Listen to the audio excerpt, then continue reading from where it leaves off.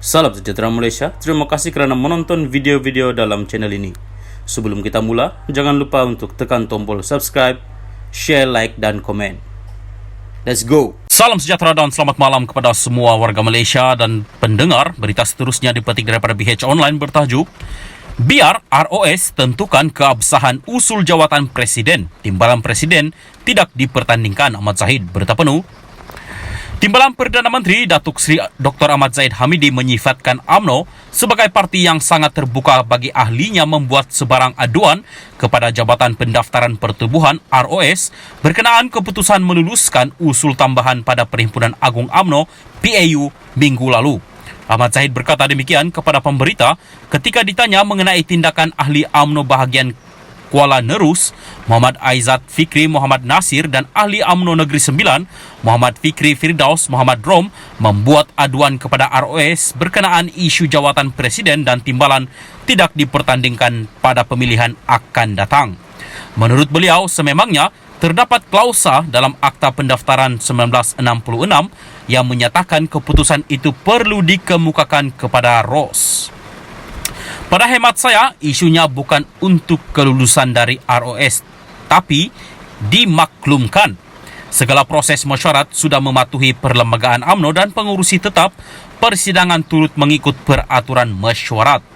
Jadi, jika ada laporan atau sebarang aduan yang dibuat kepada ROS, UMNO amat terbuka untuk mereka kemukakan. Kita harap ROS menerima keputusan yang dibuat PAU minggu lalu sebagai keputusan yang absah, kata Ahmad Zahid ketika melawat tapak pembinaan Jabatan Bagan Datuk Kampung Sejagop hari ini.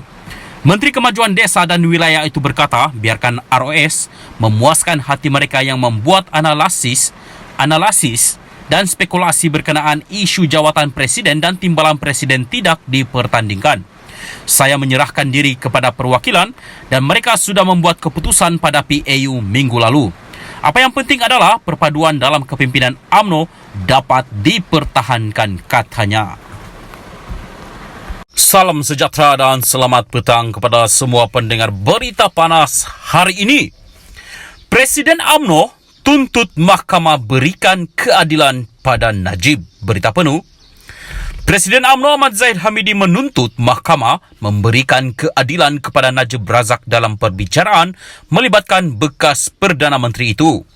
Ketika menyampaikan ucapan dasar pada Perhimpunan Agung UMNO hari ini, Zahid mendakwa Najib menjadi mangsa pendakwaan politik dan terpilih. Dia juga Najib yang digelar sebagai bosku sebelum ini telah memberikan sumbangan untuk mengembalikan sokongan rakyat kepada BN. Apabila fenomena bosku melanda negara, kelompok kecil di kalangan kita terus mendendangkan suara mempertikaikan bosku. Diulang-ulang isu mahkamah beliau, walaupun kita tahu ia adalah pendakwaan politik dan terpilih. Kita menuntut supaya beliau diberikan keadilan di mahkamah. Kita menuntut supaya pengadilan seadil-adilnya diberikan kepada Datuk Seri Najib, ujarnya.